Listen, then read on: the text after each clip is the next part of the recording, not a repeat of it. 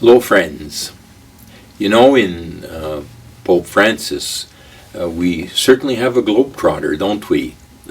Even despite his age and more recently his infirmity, his weakness, he loves to travel, and that to meet people, to be with them, to listen, to enter into conversation, into dialogue. He is really a pope of encounter, of human encounters again and again. And so that's what he's going to be offering us, what he wishes to live when he comes to Canada at the end of July. He's coming for sure, first and foremost, for the Indigenous, for the First Nations, the Inuit, the Métis, of our country. And he's going to be coming to 3 places: Edmonton on the 25th and 26th of July, and then in Quebec City the 27th, the 28th, and then the 29th, Iqaluit, and then back to Rome. So it's a rapid visit, but it shows the importance that he places on this encounter. And really, it's the encounter between the First Nations of our land and Canadian society, the Church in Canada. Places much importance on the quality, the ongoing quality of the changing quality, hopefully, the improving quality of the relationships. We certainly saw that in Rome. He took the time to be with the First Nations, with the Inuit, with the Métis at different times each, and then gathered them, and I was blessed to be able to be there at that time. And once again, to see that listening, those words that were as a response to what they had brought him during the week in terms of their experience, the consequences of the residential school, just the effect of colonization, of contact, and how things have developed since then. So yes, he was very warm and very given to making it a true human encounter. And so I believe it's very much in that spirit that he's coming to Canada, certainly in response to the call to action of the Truth and Reconciliation Commission that he apologize on Canadian soil. He has apologized in Rome. He wishes to offer it again as a gift that opens doors.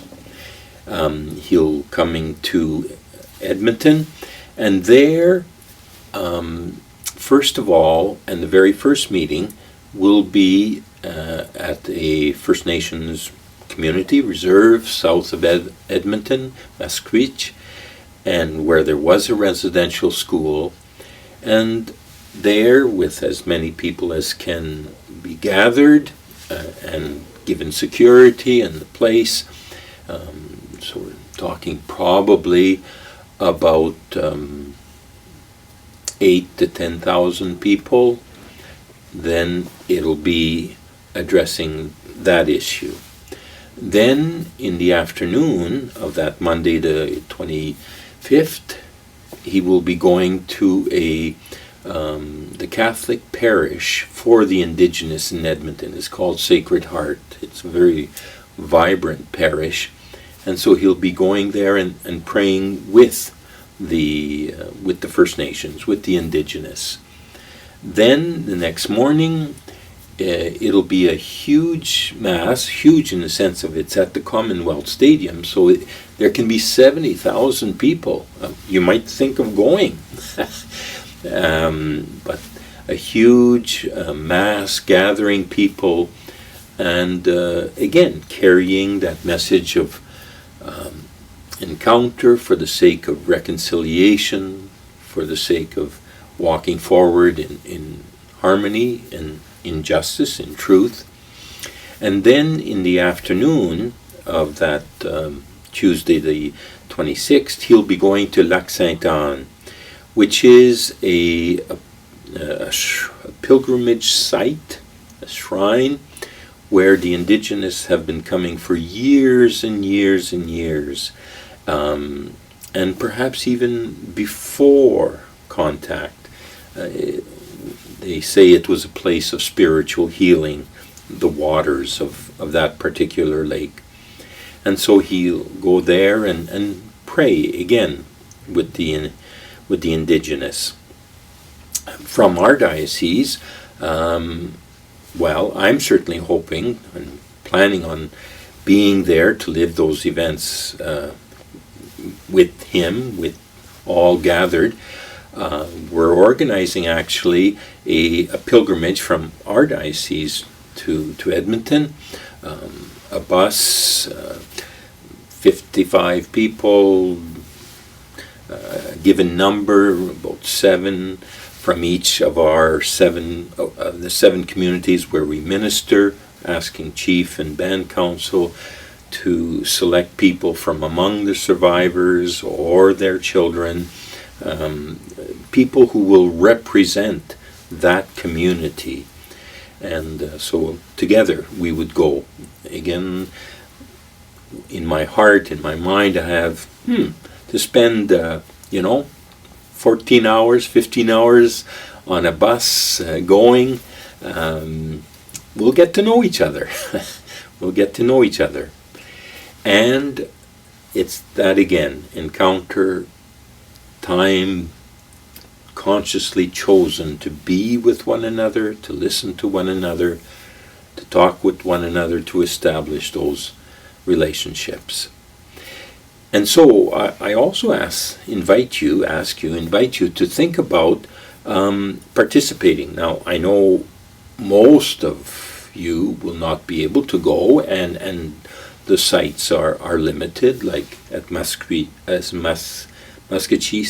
it's 8 to 10,000 people. At Lac Sainte-Anne, maybe 20 to 25,000 people.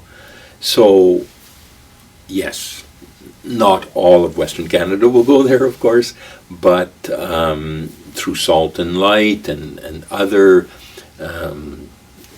networks, to be able to follow it, to really follow it, and to see what's being said, what's being lived, not just to wait for an article in the paper or a little sound bite on TV, but to be present to those moments. They are defining moments for the future of our country, for the future of our church in this land. And then, of course, afterwards, it'll be the question of, well, what now? What now after the Pope returns to Rome? Well, it's the same truth and same challenge that we're called to, which is of encountering.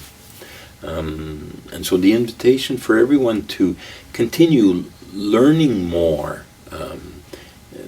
There are programs online, there are books, there are novels, to take an interest in learning about the Indigenous, their spirituality, their culture, but also their present reality.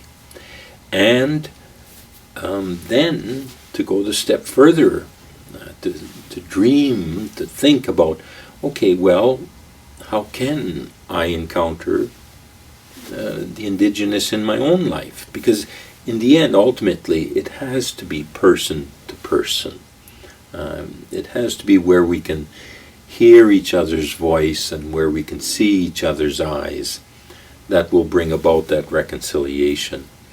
And that will bring us then to stand up for the things that will bring greater justice, greater right relationship, greater opportunity, equality, respect for all people. So I really invite you to enter into that moment of the Pope's visit, to just give it the time and especially the space in your heart to see where the Spirit is leading us. Thank you.